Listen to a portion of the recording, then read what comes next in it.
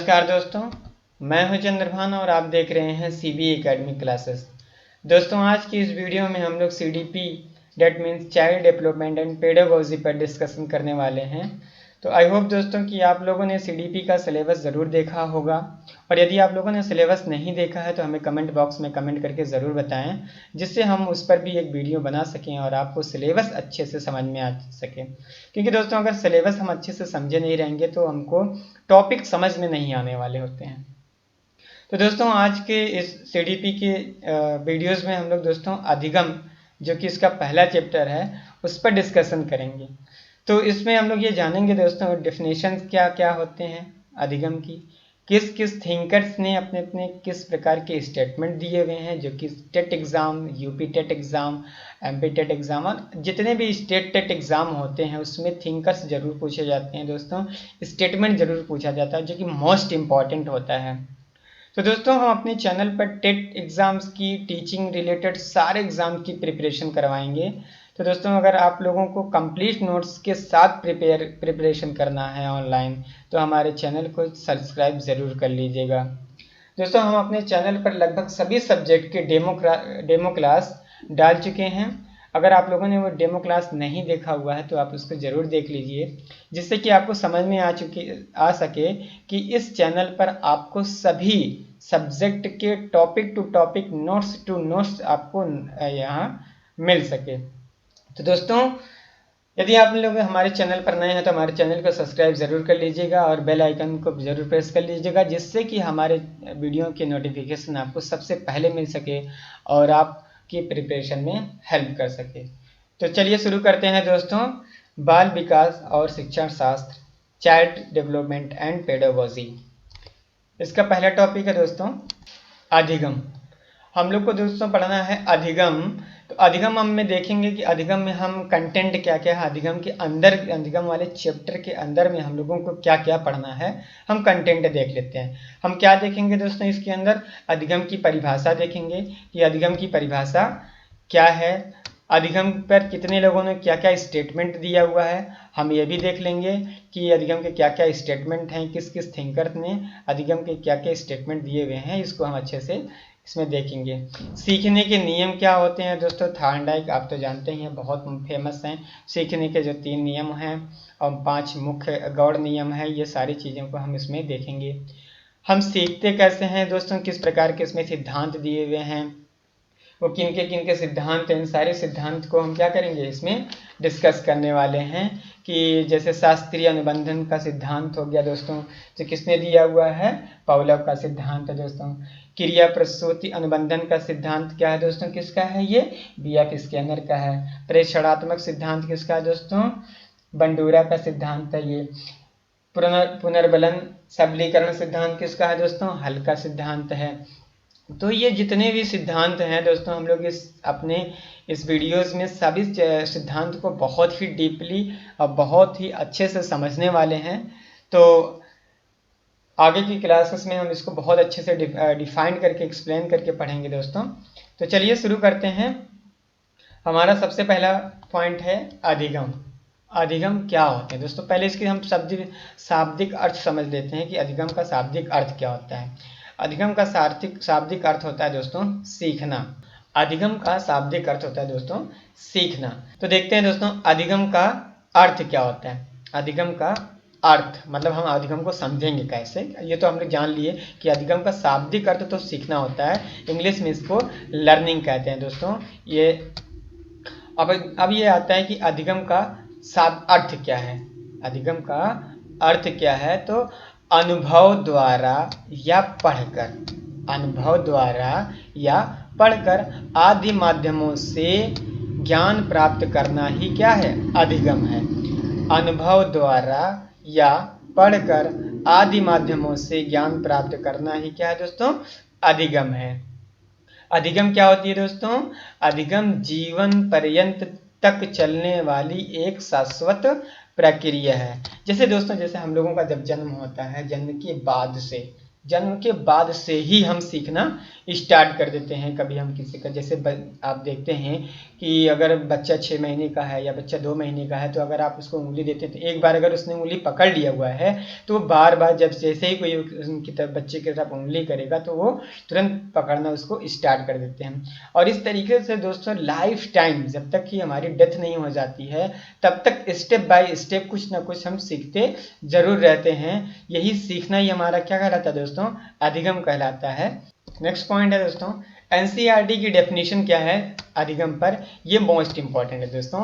ये CTET exam में तो पूछा ही गया हुआ है और कभी भी फिर से पूछा जा सकता है कि एनसीईआरटी के अनुसार अधिगम क्या है।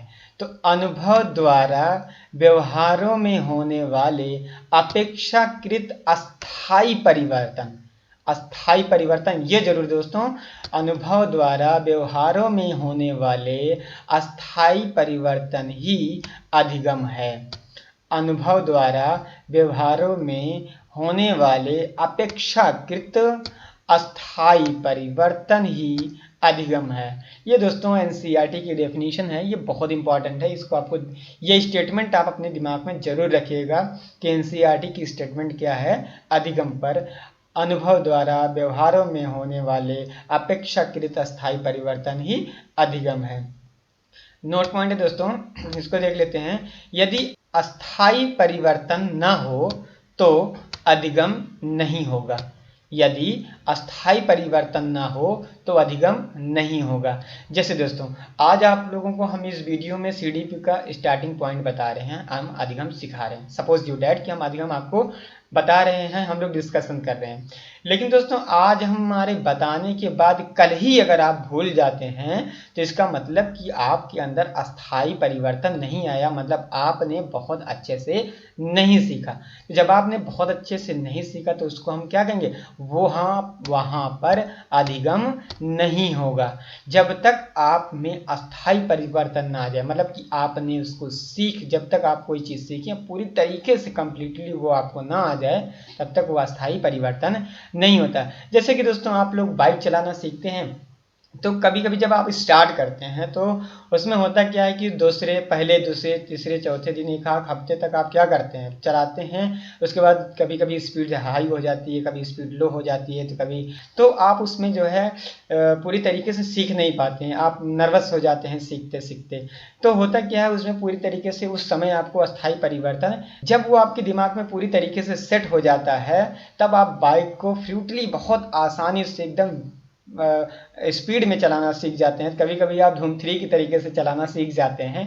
तो होता क्या है, हुआ क्या इसमें कि जब आपने किसी चीज़ को स्टार्ट किया तो आपको आप में अस्थायी परिवर्तन नहीं आया था, बट जब वो आप में अस्थायी परिवर्तन आया, आपने पूरी तरीके से उससे अच्छे से सीख लिया, तब वो क्या होगा, आप बहुत ही अच्छे से उस काम को करने लगते हैं, मतलब कि आप में अधिगम हो गया। आई होप दोस्तों आपको समझ में आ गया होगा। ये एक पॉइंट है दोस्तों, यहाँ पे अधिगम बराबर क्या होता है, अधिगम बराबर सीखना प्लस व्यवहार में उतारना। ये एक पॉइंट आप कीवर्ड है, कीवर्ड आप इसको याद रखिएगा कि एक कीवर्ड है कि अधिगम बराबर क्या होता है, सीखना प्लस व्यवहारों में उतारना। अगर आप किसी चीज़ को सीखते हैं और व्यवहार में उतार लेते हैं तो आप में अस्थायी अधिगम, मतलब अधिगम आपके अंदर हो जाता है, आप लर्निंग कर लेते हैं।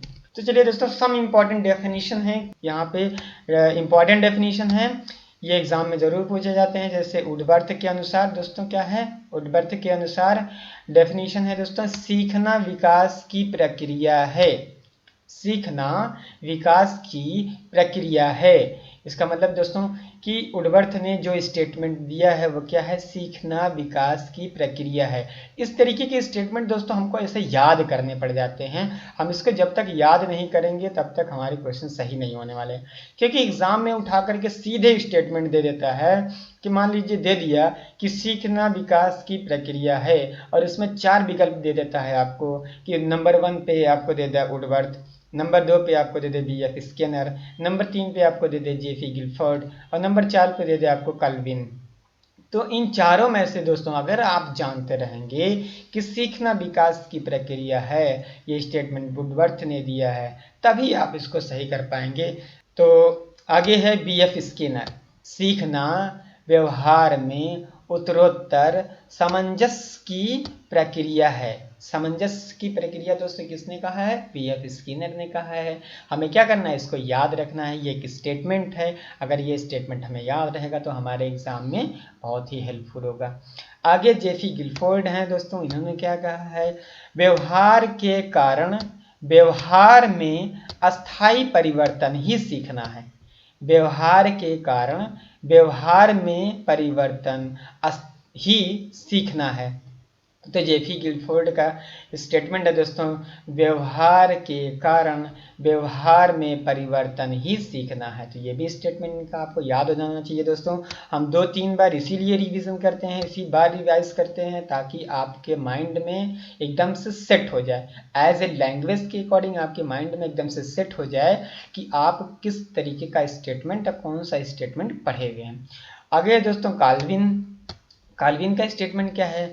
पहले से निर्मित व्यवहार में अनुभवों द्वारा हुए परिवर्तन को अधिगम कहते हैं।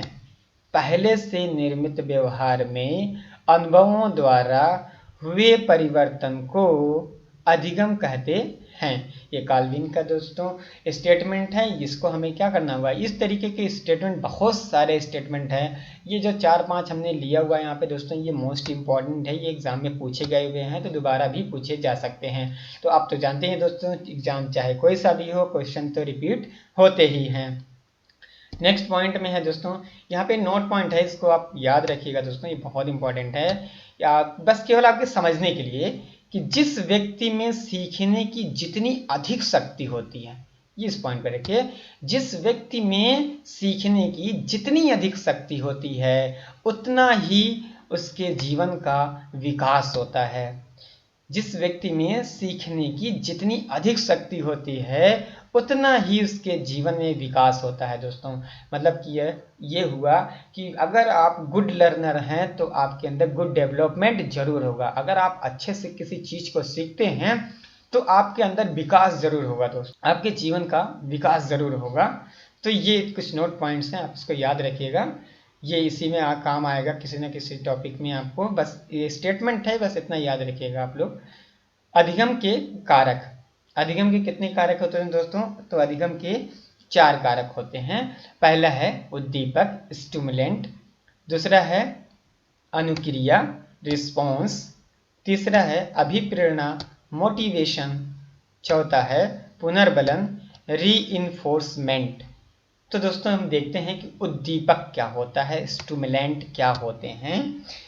जिस वस्तु, तथ्य या घटना आदि को देखकर बालक सीखना प्रारंभ करता है। जिस वस्तु, तथ्य या घटना को देखकर बालक, या हम ही कहें कि हम सीखना प्रारंभ करते हैं, उस वस्तु, तथ्य या घटना को उद्दीपक कहते हैं। जैसे देखिए दोस्तों, आप क्या करते हैं कि एक जलता हुआ दिया रख दीजिए। जब बालक पहली बार दीपक को देखता है, जलते हुए दीपक को देखता है, तो वो क्या करता है, खुद ब खुद उसकी तरफ क्या करता है, मूव करते करते, चल तो पाता नहीं, मूव करते करते इस तरीके से वो उसके पास पहुंचता है और उसको पकड़ने का प्रयास करता है। लेकिन जैसे ही वो अपना हाथ उस दीपक के पास लेके जाता है, वो जलता हुआ महसूस करता है और हाथ को क्या करता है, पीछे की तरफ खींच लेता है।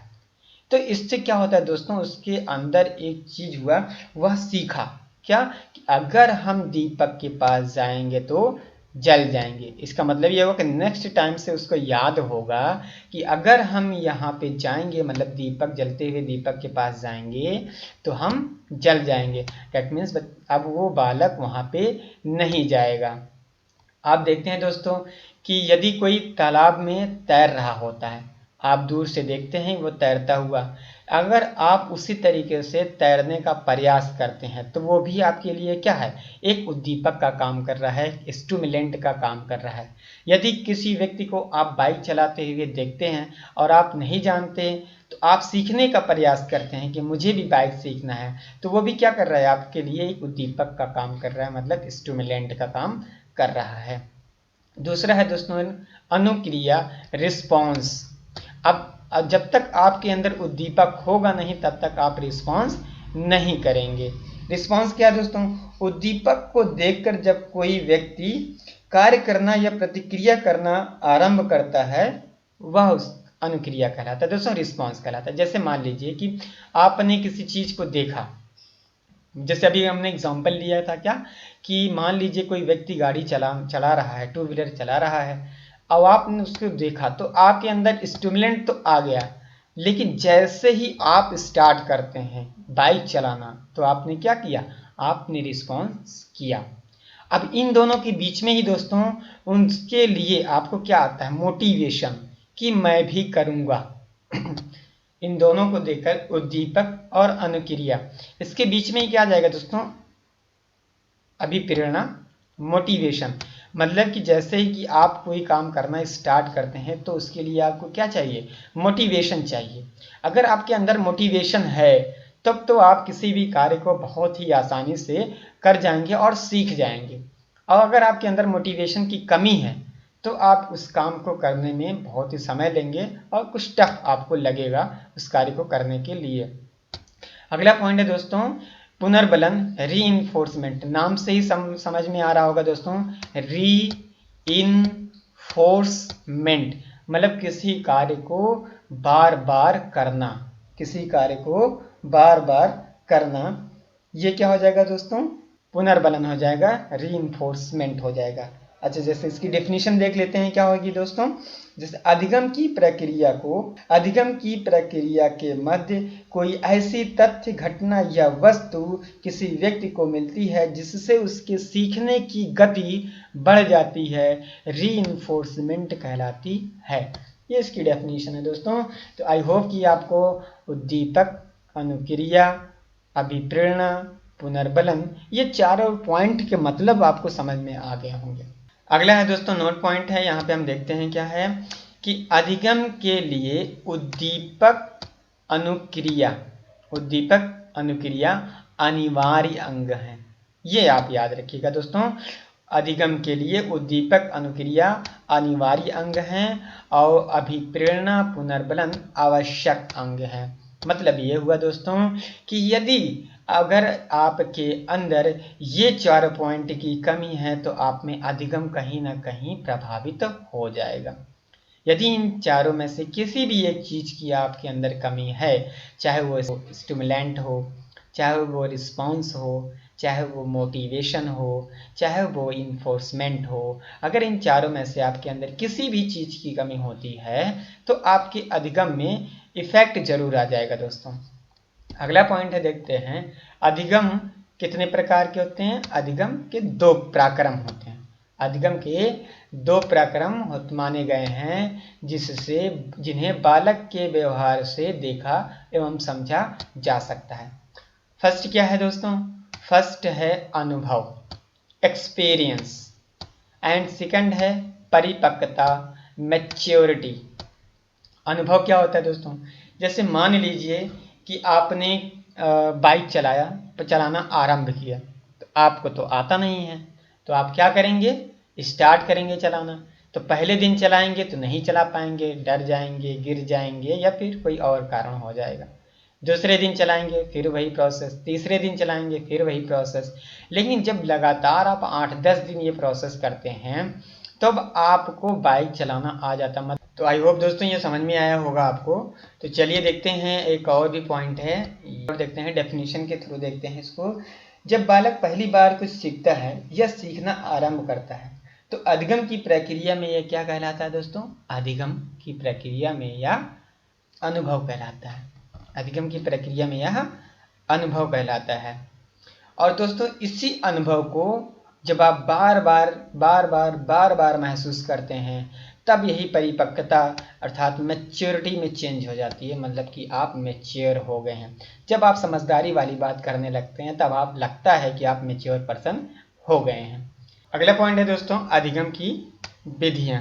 अधिगम की विधियाँ में क्या क्या है दोस्तों, जरा हम देख लेते हैं। ये एग्ज़ाम में बहुत बार पूछा जा चुका है कि 3 विकल्प में हमें 3 दे दिया जाता है, कहा जाता है कि निम्न में से एक अधिगम की विधि नहीं है, निम्न में से एक अधिगम की विधि नहीं है। जैसे कि करके सीखना अधिगम की विधि है, निरीक्षण विधि ये भी क्या है, एक अधिगम की विधि है, अनुकरण विधि ये भी क्या है, एक अधिगम की विधि है, परीक्षण विधि ये भी क्या है, एक अधिगम की विधि है। वाद विवाद विधि, ये भी क्या है, एक अधिगम की विधि है। पूर्ण विधि, ये भी क्या है, एक अधिगम की विधि है। अंश विधि, ये भी क्या है, एक अधिगम की विधि है। अंतराल विधि, ये भी क्या है, एक अधिगम की विधि है। डेट मीन्स दोस्तों आप ये कुछ सम इम्पॉर्टेंट पॉइंट है दोस्तों, ये इंपॉर्टेंट हैं। बाकी बहुत सारी विधियां होती हैं, हमने यहाँ पे डिस्कस नहीं कर रहे हैं क्योंकि बहुत ज़्यादा है।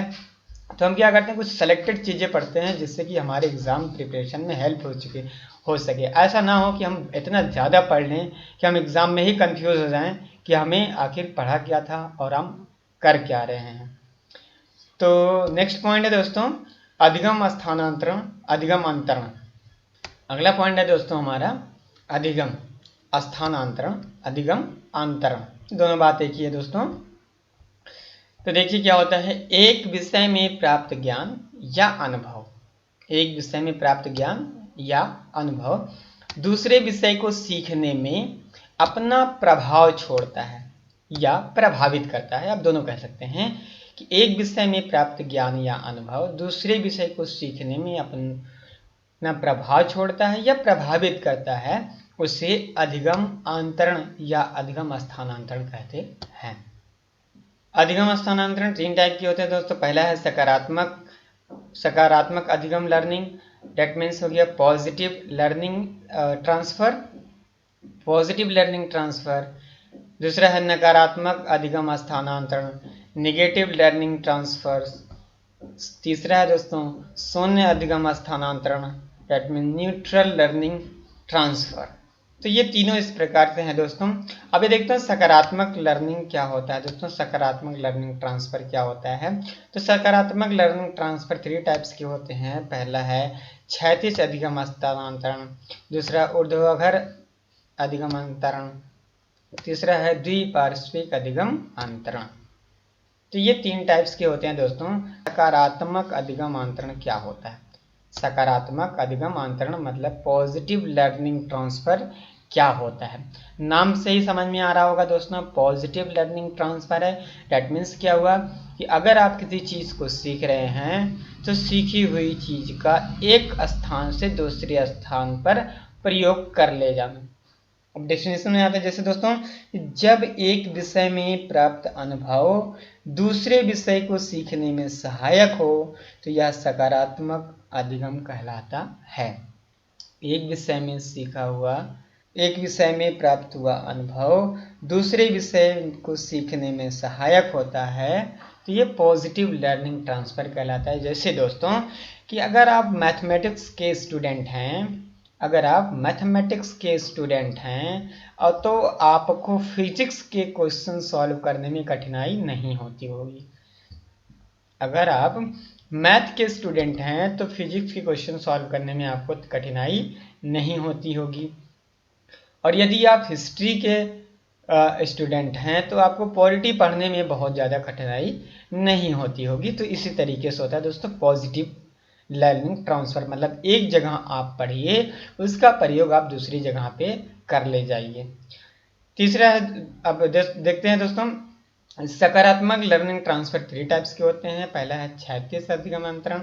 क्षैतिज अधिगम अंतरण का मतलब क्या होता है दोस्तों कि जब एक विषय में प्राप्त अनुभव उसी के समान दूसरे विषय में सीखने में सहायक होता है तो यह क्षैतिज अधिगम अंतरण कहलाता है।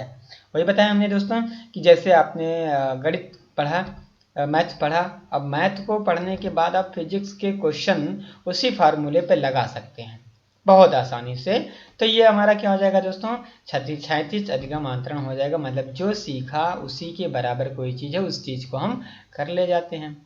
ऊर्ध्वाधर अधिगम अंतरण क्या होता है दोस्तों कि निम्न क्षेत्र से प्राप्त अनुभव उच्च क्षेत्र में उसमें सहायता प्रदान करे तो उसको हम कहते हैं ऊर्ध्वाधर अंतरण लर्निंग कहते हैं दोस्तों।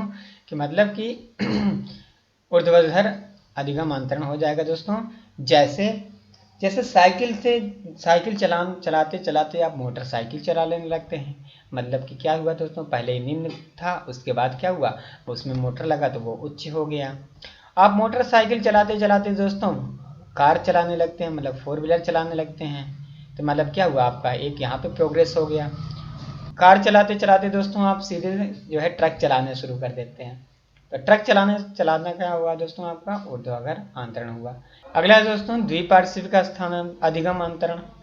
द्विपार्श्विक अधिगम आंतरण क्या होता है दोस्तों, जब शरीर के एक भाग को किया गया प्रशिक्षण, जब शरीर के एक भाग को किया गया प्रशिक्षण दूसरे भाग में भी स्थानांतरित होता है तो वह द्विपार्श्विक आंतरण कहलाता है।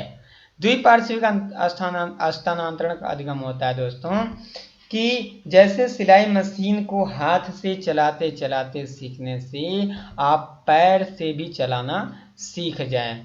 मतलब कि पहले आप क्या करते थे, आप सिलाई मशीन को हाथ से चलाना सीखते थे और अब क्या हो गया दोस्तों, आप सिलाई मशीन वही, लेकिन आप क्या करते हैं, पैर से चलाना सीख जाते हैं। तो ये आपका क्या हो गया, द्विपार्श्विक अधिगम हो गया। तो आज के इस वीडियो में दोस्तों हम लोग इतना ही तक डिस्कस करते हैं। आगे की वीडियोस में हम लोग थ्योरी उठाएंगे दोस्तों, जिसमें होगा अधिगम के सिद्धांत या अधिगम के नियम। अधिगम के नियम दोस्तों सीखने का नियम, इससे हम थॉर्नडाइक का नियम भी कहते हैं दोस्तों। उसमें कुछ इस प्रकार से होंगे, सीखने के नियम में कुछ मुख्य नियम होंगे, कुछ गौड़ नियम होंगे। तो ये सारी चीज़ों को हम अगले वीडियोस में डिस्कशन करेंगे। तो आज की इस वीडियो में बस दोस्तों हम लोग इतना ही। तो अगले की वीडियोस में हम लोग जानेंगे कि सीखने के कितने नियम्स होते हैं। थॉर्नडाइक का नियम पढ़ेंगे दोस्तों हम लोग, पावलोव का नियम पढ़ेंगे, बीएफ स्किनर का, बंडूरा का, हल का, गैने का, इस तरीके से टैलमैन का, वाटसन का दोस्तों बहुत सारे हम लोगों को पढ़ना है।